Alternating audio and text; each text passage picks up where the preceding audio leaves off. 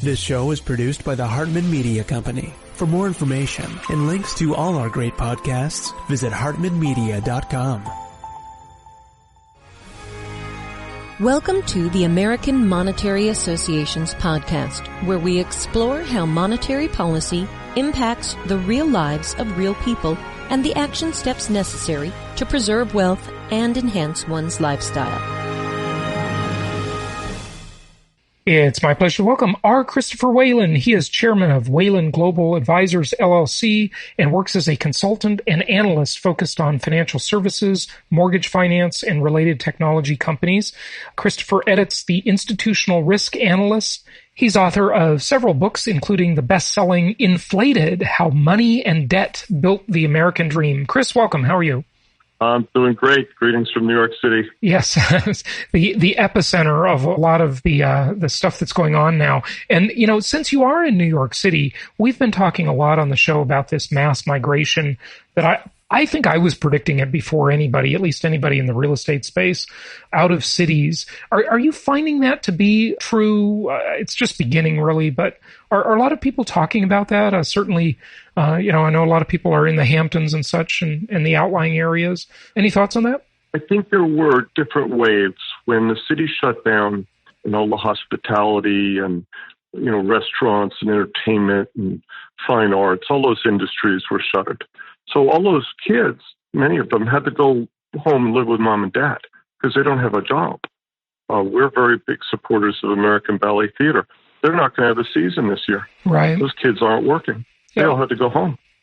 So that impact was initial. And then you have others, families, businesses, who are thinking about precisely the question you just asked. And I got to tell you, there are several very large employers in New York City that are going to relocate. Mm-hmm. Partly because they want to put their people in different locations. Goldman Sachs, for example, they have now split their entire investment banking team into three, and they're not going to let them visit one another. They're going to completely partition them. I think that's prudent. Yeah, right. But how do you manage a commercial building when you have to waiver everybody who walks in the door? Yeah, it's just impossible. It really is. You've got to have them sign a waiver and take their temperature too. So it's really, this is an epic sea change in the way the world operates. It's just unbelievable. But long term, there are some good things coming out of it for sure. I mean, companies are creating a lot of efficiencies that they didn't have before. Joseph Schumpeter is one of my favorite economists, and that creative destruction he talked about is happening lickety split. It would have happened over the next 5 or 10 years, but now necessity is the mother of invention, and everybody's really been pushed into it. And those efficiencies will last far beyond the pandemic, and I think they'll just be ingrained in the whole system, and that's very beneficial to a lot of things, and probably deflationary overall, right? Well, I'll give you an example. Residential mortgages, which are going to have a great year this year, by the way. Yep. They're going to do a record issuance, $2.5 trillion this year. They sent everybody home. Mm-hmm. They sent them home with printers and scanners and PCs and whatever. Mm-hmm. The technology was already there to enable that. And so what we've really done, to go back to your comment, is we had the capacity to change work patterns and behavior and all of that. But we were still doing business in the old way to a large degree. The technology was helping, and it had certainly increased efficiency in many ways. But we're still coming into the office. We're still commuting every day. This is going to blow that up, and it's going to result in a change in behavior that I think is going to be long-term. And unfortunately, when you look at things like commercial real estate and urban centers that were built for density and very dense usage, that's going to change. Yeah. Either by preference or by force or both, right? Mm-hmm. No question about it. And the other efficiency that I didn't mention is that I think we will see some reduced pressure on wages as people move to the suburbs. They'll find their cost of living drops. And of course, employers will take advantage of that by, either freezing salaries or even lowering them. Maybe they give an allowance for a home office or something like that. But overall, I mean, think about it. I have many friends that live in New York City, young professional types, and, they're paying $4,000 a month rent. They got a 600 square foot condo or apartment they're renting. And, if they go move to the suburbs, for $1,500 a month, they can get a nice home in the suburbs with a yard and a 2-car garage and, 1,500 square feet for, $1,500. I mean, that's just a but you know what? The other side of this, though, invoking Schumpeter and other economists, is that, the Dutch built New York City as a grid for efficiency. Right. They wanted to pack as many people in as possible. If you read Shorto's book about New York, the city at the center of the world. And that dynamic is important to commerce. It's very important to organizations. You can't run everything remotely. I agree with you. I think it's a high-tech, high-touch combination. Yes. That's the best, But for the rank and file, I mean, if I have to train people, if I have to supervise people, it loses something. It does. Along the way, I think. And conferences, too. The conference business, it does lose something, but it gains some things, too.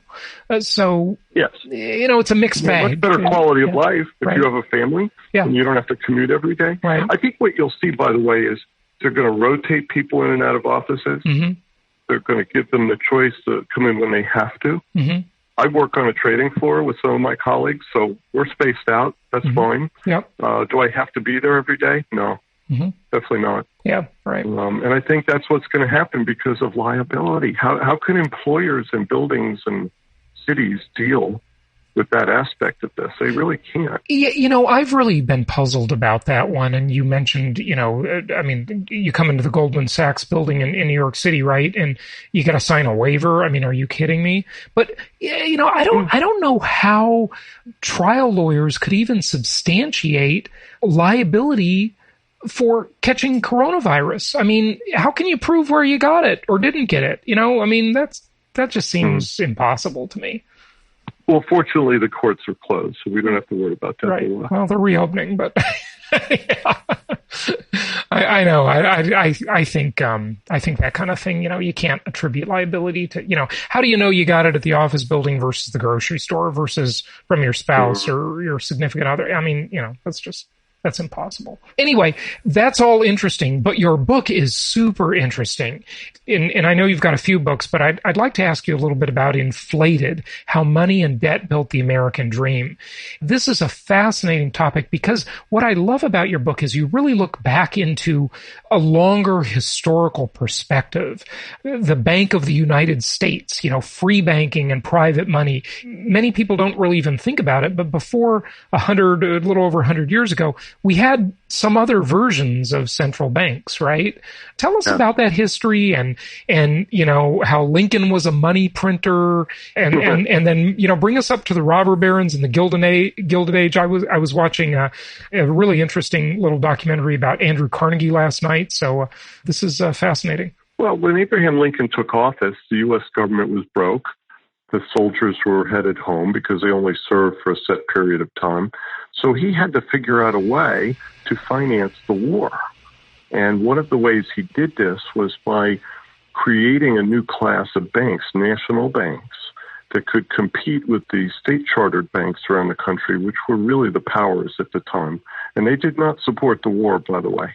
The bankers in New York and Boston were very happy with the slave trade and the cotton trade, and they were not at all supportive of Lincoln. So national banks were able to issue paper currency that was partly levered by having treasury bonds in their vault. This was something that state-chartered banks could not do. State-chartered banks had to have gold in the vault, and then they could issue paper. This goes back to the great economist Bagehot and his writings about low interest rates and the need to get money out of the hands of private individuals into banks so they could create leverage, right? So through the war and the period thereafter, the U.S. was growing very rapidly, and you had both traditional hard money, gold and silver coins. You had bills that were redeemable in gold and silver coins, and then you had these unbacked greenbacks, these new paper dollars that were issued by national banks. And these circulated. For a while, they were at a deep discount to hard money after the war, but then they traded back to par. And just to make sure, the country needed money. Just to make sure we catch this, Chris, what is hard money? Define hard money, if you will, for this conversation. It has different meanings. Well, traditionally, it's gold and silver coinage. Okay. You could even count platinum today, I think. Okay, sure. And would you count the silver certificate? Yes. Yeah. Yes. Okay. All right. Yeah, because it was exchangeable. It could be paid at the option of the holder in hard currency. Uh-huh. That has now gone away. Right. FDR's seizure of gold in the 30s, other changes in the laws have slowly but surely detached money in the sense of legal tender dollars from precious metals. And it's that evolution that, is basically created the inflationary situation that we see today. But, before the creation of the Fed in 1913, J.P. Morgan was essentially the central bank. In 1907, the Great Crisis, Theodore Roosevelt handed J.P. Morgan a pile of cash, and he said, go fix it. There were a lot of busted trust banks, what we would call non-banks today, and Morgan triaged them, and the ones that were insolvent he got rid of, and the other ones he kept. But that was a little unseemly politically, and that helped Woodrow Wilson and members of Congress eventually create a second central bank in the United States. Mm-hmm. So the history is important, but ultimately it was driven by the need for liquidity. So the ebb and flow of the commercial sector, the agricultural sector, had traditionally caused problems. In times of harvest, everybody was flush, but for the rest of the year, they had to live on credit. And the credit of banks was not reliable. In fact, a funny story your listeners will love is that J.P. Morgan was never a member of the New York Clearinghouse. They always made the members of the Clearinghouse wait in the lobby to do business with them. Mm-hmm. Because they saw themselves as better than that. But the bankers were not really willing or able to stand up when the country needed liquidity. And that's why they created the Fed. And that's why they created many other agencies during the Great Depression, all the housing agencies, all of the Small Business Administration, all of these came from a need to somehow put more juice in the system to prevent contagion and prevent, as my dad would tell us, to keep people out of the streets. Okay, so grew up in the 1930s. Right. And just take us to the sort of the overall premise of Inflated. When you use that title, you're not talking about inflation per se, right? You're talking about this in a different way, just how the whole economy is levered, right? Well, that's right. It's the inflation of the currency, but it's also the inflation of assets, because as you create new ways to add debt and add liquidity to the system, you naturally allow price speculation, you allow growth, you allow all sorts of activities that would not occur in a system that was rigidly fixed. In other words, if you had a rigid gold standard, mm-hmm. there would only be so much money. Right. And the competition for that money would be intense depending on what was going on in the economy. So that was really the thesis. It was to try and explain to people that, America, of course, but any society has this dynamic. And particularly for the United States after World War II and Bretton Woods, when the current currency system was set up, the dollar became the world's money. It became the means of exchange. It became the unit of account, for better or for worse. And so what that means is that the U.S. can behave very badly when it mm-hmm. comes to fiscal issues and inflation, but the rest of the world is essentially short dollars. Mm-hmm. And they're in a bad state. Look at Argentina. The Argentine peso is now 75 this morning. My wife is from Uruguay, which is around 35. Argentina used to trade at a premium to Uruguay, mm-hmm. to give you some sense of what's happened down there. And anybody who can or has the means to do so is going to leave the country. So it has grave consequences when countries are forced to fund themselves in dollars and can't manage that. They look at Venezuela, another mm-hmm. example. Right. The whole country has basically been destroyed. So all nations, even China, have this problem. The Europeans have this problem. Sure, they're always short because dollars. That's what's so interesting about all the detractors of the dollar, all the people saying, "Oh, the dollar's going to collapse. It's fiat money." Well, compared to what? They just never seem to ask that fundamental question. And the dollar is backed extremely well. It's backed by the biggest military the human race has ever known. That the U.S. is not going to voluntarily relinquish its reserve currency status that it enjoys. Well, it's a job that finds you. You don't choose to be the reserve currency. Britain, for example, during the colonial period. Oh, I like that. So wait. That's an important point. It's a job that finds you. So meaning that the U.S. didn't volunteer to be the reserve currency, or the dollar didn't, volunteer. The world found it and said, this is the best thing we can find. So you were talking about Britain. Go ahead.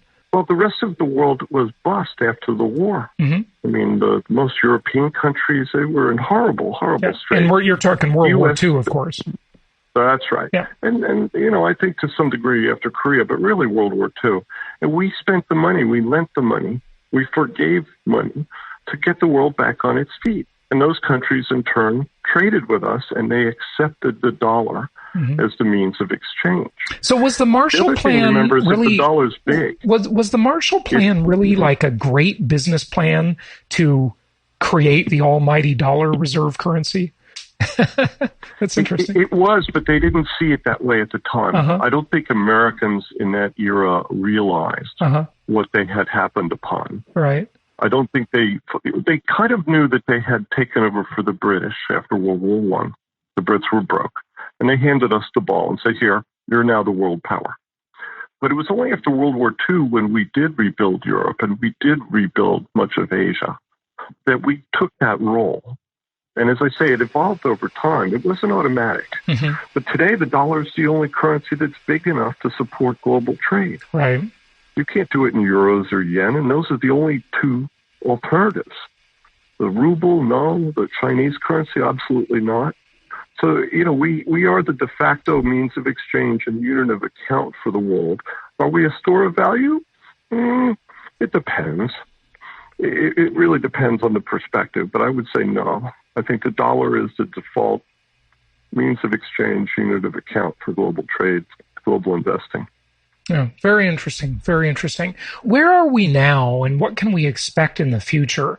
I've long said that I think the dollar and the U.S. government can just sort of continue to defy gravity, in that they can keep creating more money, keep doing bailouts, everything from the stuff we saw during the Great Recession to, now the PPP and all the rest. Are there any consequences, or is this just sort of like this fantasy land where they can just create more money and just have more bailouts?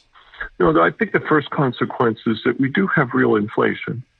The statistics don't measure it very well. I agree. But from the perspective of an individual, prices are pretty consistently going higher. And this is partly because the Fed has decided that deflation is bad. They don't want to repeat that. So they are constantly injecting funds into the system.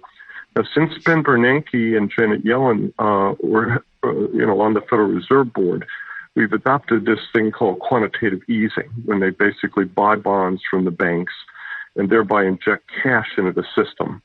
The trouble is you can't go back. So today we have $7 trillion in the system open market account. And I would tell you that the Fed is not going to be able to let that go down very much. We learned in 2018, 2019, then when we let the balance sheet shrink, bank deposits shrink too, and liquidity in the money markets shrinks. So what does that mean? It means that the Fed is basically going to have to maintain that size portfolio, and they will be monetizing trillions of dollars worth of Treasury debt. So to your point, yes, this is kind of a neat deal. Yeah, it is. If we could just make trillions of dollars worth of Treasury debt go away, that takes the pressure off the fiscal side. But I don't think it takes the pressure off individuals. I think that's one reason why stocks keep going up, Right. And that's definitely a reason why real estate keeps going up in a manic sort of fashion. Yeah, and it really makes the distribution of wealth very uneven, and it just keeps getting worse and worse. But you said that individuals are experiencing much more inflation than the official stats would say, and I couldn't agree more.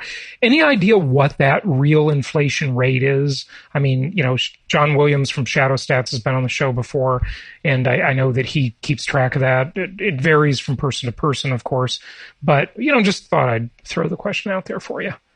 Well, the cost of housing is certainly galloping along at double digits. That's obvious just from the data. When you look at CPI and some of these other measures, what I would say is that you ought to just double them. Mm-hmm. And that will give you a better idea of what the man on the street, the woman on the street is seeing when they walk into a grocery store. There's all sorts of indexes you could use, but I think, when you increase the amount of currency in the system, it does have a long-term effect. And it forces people, the competition for assets, whether it's for investment purposes or just a place to live or work, intensifies. Mm-hmm. And even though rates are low, that doesn't seem to be helping a whole lot. It helps debtors and it helps indebted governments, but it doesn't help people who save. Mm-hmm. Yeah, so you penalize those who do the right thing, right, and you're constantly bailing out those who do the wrong thing. So, for example, you see the Fed buying corporate bonds, mm-hmm. which is pointless. Buying somebody's existing debt is not going to help them if they're insolvent, Mm-hmm. Yeah. But explaining this to people on the board of governors is difficult. I do try periodically. Right, but right. It seems they feel like they have a Keynesian view that says they have to do something. Right, right. And we have this culture that nobody wants to have any pain anymore. It's like the Fed and the Treasury. They have to insulate us from all pain, so they create these zombie companies. They keep them going when they should be destroyed, and someone should start a new company, right? But that's... Deutsche Bank. Yeah, right. There's a bank that should have been wound up 10 years ago. Why? Mm-hmm. The German government doesn't have the money. Right. They don't have the will. Mm-hmm. And frankly, U.S. regulators have dropped the ball too. Yeah. They're the biggest custodian in residential real estate, by the way. Wow. Yeah. But, it's just politically impossible for the Europeans because they don't have any growth. There's no money. Yeah. So they can't fix their banks. That's the one word you're not allowed to mention in Europe, by the way, if you're in government circles, is bank. Oh, really? Very upset. Yeah. Yeah. Our banks are relatively in good shape, but they're going to really take a beating next couple of years. Yeah, yeah. It's a crazy time in history. It really is. Hey, Chris, you are a fascinating guest. I'd love to have you back, on a regular basis. Give out your website and tell people where they can learn more about you. Of course, the books are available in all the usual places. Yeah, that's correct. My website is rcwhalen, WHALEN.com. And of course, you mentioned the Institutional Risk Analyst, which is my blog. I am also a contributing editor to National Mortgage News, if you really like geeky, hardcore mortgage stuff. And I write for the American Conservative and some other publications. Excellent. I'm active on Twitter under RC Whalen.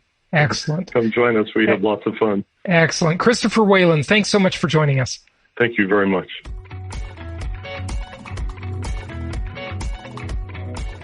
Thank you so much for listening. Please be sure to subscribe so that you don't miss any episodes. Be sure to check out the show's specific website and our general website, hartmanmedia.com, for appropriate disclaimers and terms of service.